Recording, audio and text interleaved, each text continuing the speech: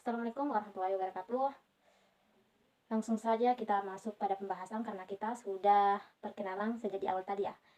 Jadi di sini saya akan membahas tentang konsep dasar teknologi informasi dan komunikasi. Kedua, konsep jaringan komputer. Ketiga, learning management system atau biasa disebut dengan LMS. Dan keempat, yaitu Microsoft Word, Excel, dan PowerPoint. Kelima, Mendeley dan Turnitin. Dan yang terakhir yang saya bahas di sini yaitu penggunaan aplikasi YouTube dalam pembelajaran. Langsung saja kita masuk pada pembahasan pertama, yang dimana pembahasan pertama yaitu mengenai tentang konsep dasar teknologi informasi dan komunikasi. Jadi, teknologi adalah sebagai ilmu pengetahuan yang mempelajari mengenai keterampilan dalam menciptakan alat hingga metode pengolahan guna membantu menyelesaikan berbagai pekerjaan manusia. Karena teknologi dapat berupa jaringan, komputer, robot, sosial media, dan lain sebagainya. Adapun informasi. Informasi adalah sekumpulan fakta atau data yang diorganisir dengan cara tertentu, dan data ialah fakta-fakta mentah atau deskripsi dasar dari event, hal, aktivitas, dan transaksi yang ditangkap, yang direkam, diklasifikasikan, tetapi tidak diorganisasikan untuk tujuan spesifik tertentu seperti saldo bank. Sedangkan komunikasi ialah alat bantu untuk memproses dan mentransfer data dari perangkat yang satu ke perangkat yang lainnya. Kita masuk pada pembahasan kedua yaitu mengenai tentang konsep jaringan komputer. Jaringan komputer adalah sekelompok komputer otonom yang saling berhubungan antara satu dengan lainnya. Antara satu dengan yang lainnya menggunakan protokol komunikasi melalui media komunikasi sehingga dapat saling berbagi informasi, program-program, penggunaan bersama perangkat keras seperti printer, hard disk, dan lain sebagainya. Adapun jaringan komputer diantaranya yaitu kabel LAN atau biasa disebut dengan Local Area Network, WAN atau Wide Area Network, dan PAN atau Personal Area Network. Jaringan komputer terdiri dari 3 bagian yaitu hardware, software, dan penyandang bersama antar komputer.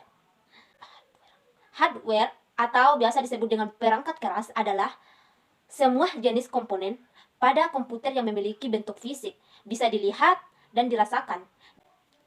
Jadi, dapat dikatakan pengertian dari hardware adalah alat fisik komputer yang gunanya untuk melakukan beberapa proses seperti input, output, dan proses.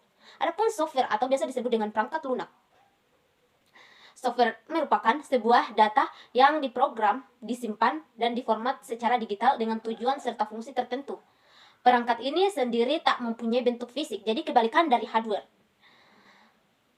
Dan dapat mengoperasikannya melalui perangkat komputer.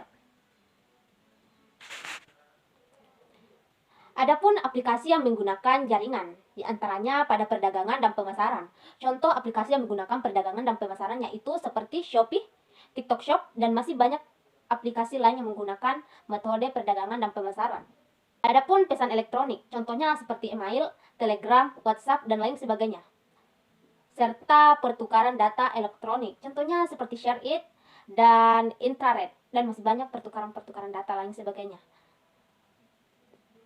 Adapun telepon seluler, yang dimana contohnya yaitu seperti Telkomsel, XL, dan lain sebagainya. Pembahasan ketiga yaitu Learning Management System atau biasa disebut dengan LMS. Jadi, adapun definisi dari LMS, yaitu LMS merupakan perangkat lunak untuk memfasilitasi kegiatan belajar mengajar. Kedua, bayangkan kegiatan belajar mengajar dalam kelas konvensional atau biasa disebut dengan tatap muka. Dan antaranya itu seperti guru atau dosen memberikan materi menggunakan OHP atau infocus atau papan tulis. Kedua, siswa berdiskusi dengan siswa lainnya. Siswa bertanya pada guru atau dosen. Keempat, siswa mengikuti kuis. Kelima, siswa mengerjakan tugas. Keenam, siswa mencari informasi, misal di buku, di perpustakaan, dan lain sebagainya. Serta presentasi dari hasil tugas tersebut, dan lain sebagainya.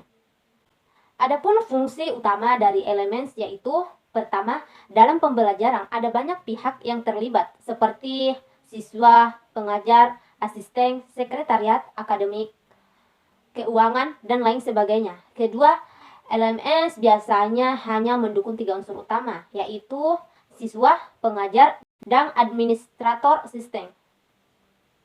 Ketiga, salah satu standar yang dipakai dalam menentukan fungsi LMS adalah Learning Technology System Architectures atau biasa disebut dengan LTSA dari IAAA.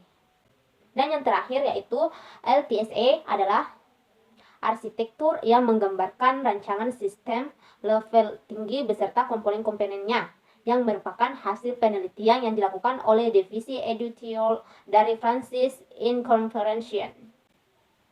Adapun manfaat dari LMS yaitu pertama, pembelajaran menjadi tidak terbatas oleh ruang dan waktu, memudahkan dalam pengelolaan knowledge, yaitu tentang proses kemajuan belajar siswa, pengelolaan hasil diskusi dalam bentuk tree, hasil diskusi tidak hilang, bisa dibuka kembali. Ketiga, materi multimedia bisa membantu memberikan ilustrasi materi yang sulit. Keempat, personalisasi pembelajaran. Dan yang terakhir adalah kemudahan dalam monitoring kegiatan siswa. Adapun tantangan penggunaan LMS, yaitu diantaranya komputer literasi dari siswa dan pengajar. Kedua, rancangan pembelajaran harus jelas, tidak sekedar download materi di LMS. Tahu pengajar harus aktif memonitoring kegiatan siswa. Ketiga, materi harus dibuat seminar mungkin kaidah pedagogi atau butuh kemampuan khusus untuk membuat materi seperti ini. Dan terakhir yaitu siswa harus disiplin dan bertanggung jawab terhadap pembelajaran yang dilakukannya. Adapun teknologi pendukung e-learning yaitu tentang persiapan input, pembelajaran, delivery, dan evaluasi output. Sekarang kita masuk pada pembahasan keempat yang dimana saya akan menjelaskan tentang Word, Excel, dan PowerPoint. Jadi, Microsoft Word adalah aplikasi pengolah kata yang merupakan bagian dari paket aplikasi Microsoft Office yang dikembangkan oleh perusahaan membuat perangkat lunak Microsoft. Microsoft Excel adalah sebuah program aplikasi lembar kerja yang dibuat dan didistribusikan oleh Microsoft Corporation yang dapat dijalankan pada Microsoft Windows dan MS. Adapun PowerPoint adalah sebuah program komputer untuk presentasi yang dikembangkan oleh Microsoft di dalam paket aplikasi kantoran mereka. Adapun fungsi dari Microsoft Word, Excel, dan PowerPoint, yaitu Microsoft Word mempunyai fungsi utama dari Microsoft Word. Adalah membuat berbagai macam surat, mulai dari surat yang sederhana hingga surat resmi untuk keperluan kantor, sekolah, dan lain sebagainya. Adapun fungsi dari Microsoft Excel, yaitu fungsinya dalam pekerjaan sehari-hari antara lain mengedit, mengurutkan, menganalisa, meringkas data, melakukan perhitungan, aritmatika, dan sistematika, serta masih banyak fungsi lainnya. Dan terakhir yaitu PowerPoint. Fungsi dari PowerPoint yang utama adalah membuat bahan dan proses presentasi menjadi lebih mudah. Pembahasan kelima yaitu mengenai tentang Mendeley dan Turnitin. Mendeley di sini merupakan penyelesaian dalam menyelesaikan tugas akhir atau dapat disebut dengan dapat mempermudah dalam pembuatan deskripsi. Dan Turnitin merupakan aplikasi persamaan teks yang dapat membandingkan atau mencek tugas plagiarisme tulisan dengan berbagai sumber karya tulis yang ada di internet seperti karya tulis, artikel, jurnal, buku, dan lain sebagainya. Di Turnitin di sini kita dapat mengetahui apakah seseorang itu memplagiat dari hasil kerja tersebut atau tidak. Jadi di Turnitin ini kita dapat melihat yang mana di plagiarisme dan yang bukan di plagiarisme. Dan terakhir saya akan membahas tentang penggunaan aplikasi YouTube dalam pembelajaran. Melalui media pembelajaran YouTube, mahasiswa dapat memahami suatu materi secara lebih cepat daripada pembelajaran melalui buku pelajaran. Karena biasanya dibuat lebih menarik, sehingga mahasiswa tidak akan merasa jenuh. Hal ini dilansir dapat meningkatkan minat dan motivasi belajar bagi mahasiswa atau siswa. Jadi di sini YouTube ini sangat berperan penting dalam proses pembelajaran. Karena di dalam aplikasi YouTube kita dapat mengedit sehingga kita bisa membuat pembelajaran lebih menarik.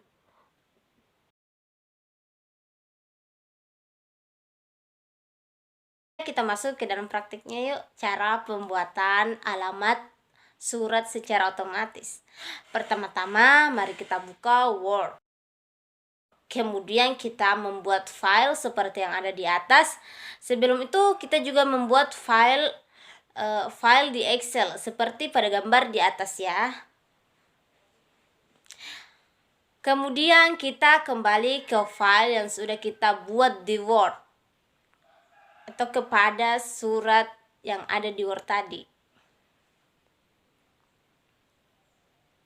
Dan seperti ini tampilannya. Kemudian klik mailings.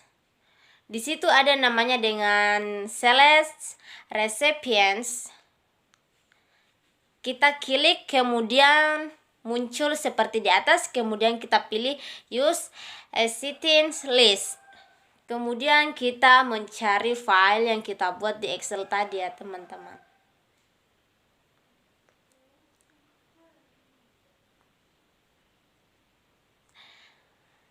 Kita klik open dan muncul seperti gambar di atas. Lalu kita klik OK.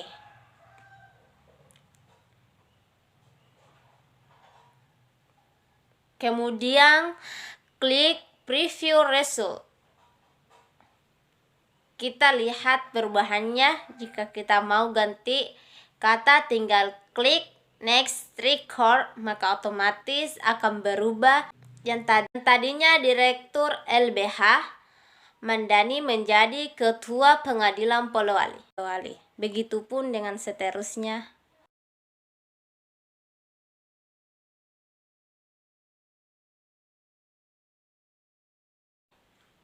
Jadi itulah ringkasan saya atau pembahasan singkat dari konsep dasar teknologi informasi dan komunikasi, konsep jaringan komputer, learning management system atau biasa disebut dengan Elements, Microsoft Word, Excel, serta PowerPoint, Mendeley dan Turnitin, dan yang terakhir yaitu penggunaan aplikasi YouTube dalam pembelajaran. Sekian dari saya.